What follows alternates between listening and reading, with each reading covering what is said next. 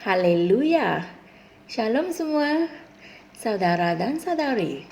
Tahukah kalian semua bahawa kalian telah dianugerahkan dengan segala kekuasaan dari Tuhan?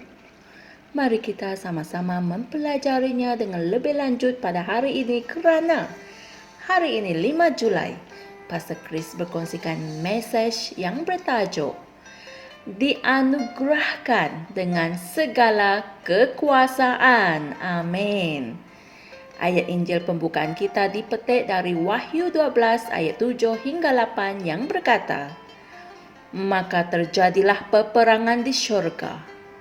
Mikael dan malaikat-malaikatnya berperang melawan naga itu, dan naga itu dibantu oleh malaikat-malaikatnya, tetapi mereka tidak menang. Mereka tidak mendapat tempat lagi di syurga. Puji Tuhan. Alkitab memberitahu kita bahawa setelah pengangkatan berlaku, akan ada peperangan di syurga. Syaitan dan iblisnya akan bertempur untuk mempertahankan tempat mereka di syurga. Tetapi Mikael dan para malaikatnya akan mengalahkan dia, iaitu syaitan, dan dia akan diusir ke bumi, yang bermakna bahawa dia tidak akan mendapat tempat lagi di syurga. Haleluya. Seseorang mungkin tertanya-tanya, adakah itu berarti bahawa pada saat ini syaitan mempunyai tempat di syurga?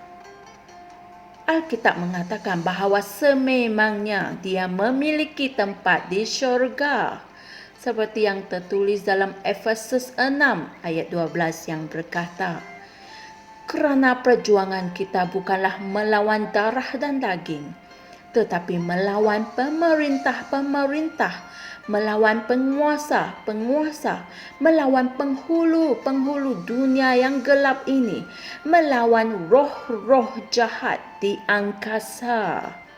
Inilah firman Tuhan yang tertulis. Efesus 2 ayat 2 juga mengatakan, di masa lalu kamu hidup mengikuti jalan dunia ini, kerana kamu mentaati penguasa kerajaan angkasa, iaitu roh yang sekarang sedang bekerja di antara orang derhaka. Seringkali apabila terdapat kekacauan, kehuru-haraan dan kemelut dalam masyarakat, ramai yang tidak menyedari bahawa iblis adalah dalang di sebalik kejadian tersebut. Dari tempatnya di alam angkasa, syaitan menguruskan hal-hal kekeluargaan, kota, kerajaan dan bangsa-bangsa, di mana dia menentukan banyak perkara yang berlaku dalam semua hal itu. Dia, iaitu syaitan, hanya dapat dihalang, iaitu segala usaha, operasi dan pergerakannya hanya dapat digagalkan oleh doa-doa orang kudus Allah. Amin. Apabila kita berdoa, belas kasihan Allah dinyatakan dan para malaikat diutus atas permintaan kita dan menurut kehendaknya. Puji Tuhan. Inilah sebabnya mengapa kamu tidak boleh mendiamkan diri atau bersikap acuh tidak acuh sementara iblis menimbulkan kekacauan dalam keluargamu, perniagaanmu, kotamu atau bangsamu. Kamu perlu belajar bagaimana untuk berdoa dan berdoa dengan cara yang betul. Haleluya.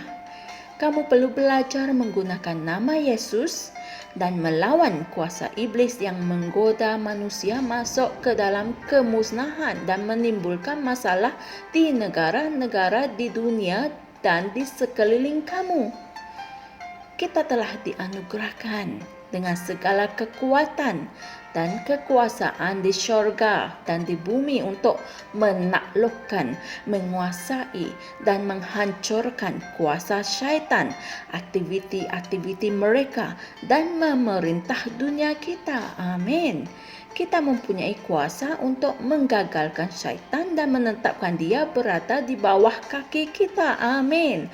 Kita bukannya tidak berdaya.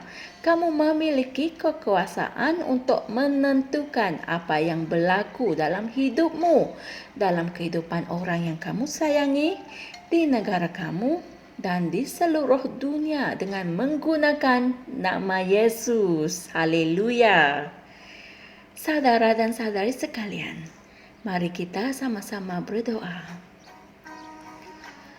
Oleh kerana aku telah dianugerahkan dengan segala kekuatan dan kekuasaan di syurga dan di bumi untuk menundukkan, menguasai, dan menghancurkan aktiviti-aktiviti syaitan dan memerintah dunia kita, aku berbicara dalam kekuasaan Yesus bahkan sekarang, dan aku mengisytiharkan agar kehendak, rancangan dan tujuan Allah untuk gereja dan bangsa-bangsa di dunia dilaksanakan.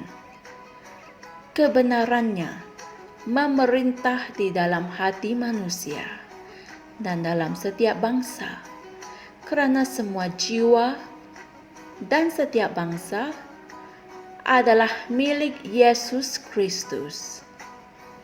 Kerajaan Allah dibangunkan di bumi dan di dalam hati manusia, seperti yang di syurga, dalam nama Yesus. Amin. Untuk mempelajari firman dengan lebih lanjut, sila pelajari juga ayat-ayat Injil berikut sebagai tambahan, iaitu Filipi 2 ayat 9 hingga 11 dan Yohanes 14 ayat 14. Haleluya. Jangan menangis, jangan bersedih, jangan risau dan jangan merungut apabila masalah atau cabaran datang, kerana kita bukannya tidak berdaya. Amin. Kalian dan saya sendiri memiliki segala kekuatan dan kekuasaan di syurga dan di bumi untuk mengubah, untuk mengatasi, dan untuk menentukan apa yang berlaku dalam hidup kita, dalam kehidupan orang yang kita sayangi, di negara kita dan di seluruh dunia dengan menggunakan nama Yesus. Amin. Puji Tuhan. Subscribe dan kongsikan firman ini, dan jumpa lagi esok. Tuhan berkati. Shalom. Kami percaya saudara-saudari semua telah diberkati dengan perkongsian firman dari Rhapsody Reality. Bagi sesiapa yang ingin menjadikan Yesus Kristus sebagai Tuhan dalam kehidupanmu, kamu boleh mengucapkan doa ini bersama dengan saya. Ya Tuhan Allah, aku mempercayai Yesus Kristus, Anak Allah yang hidup dengan sepenuh hatiku. Aku percaya Dia telah mati untukku dan Allah telah membangkitkan Dia dari kematian. Aku percaya Dia hidup hari ini. Aku mengaku dengan mulutku bahawa Yesus Kristus adalah Tuhan dalam hidupku mulai dari hari ini. Melalui Dia dan di dalam nama-Nya, aku mempunyai kehidupan yang kekal. Aku telah dilahirkan semula. Terima kasih Allah kerana menyelamatkan jiwaku. Aku sekarang adalah anak Allah.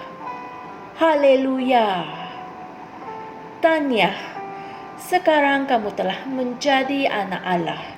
Untuk apa-apa sebarang pertanyaan atau untuk mendapatkan lebih banyak maklumat mengenai bagaimana untuk bertumbuh sebagai seorang Kristian, anda semua boleh hantar mesej di akaun Facebook kami atau email kami di tni.msia@gmail.com. Sekali lagi, tni.msia@gmail.com. Tuhan berkati Anda semua.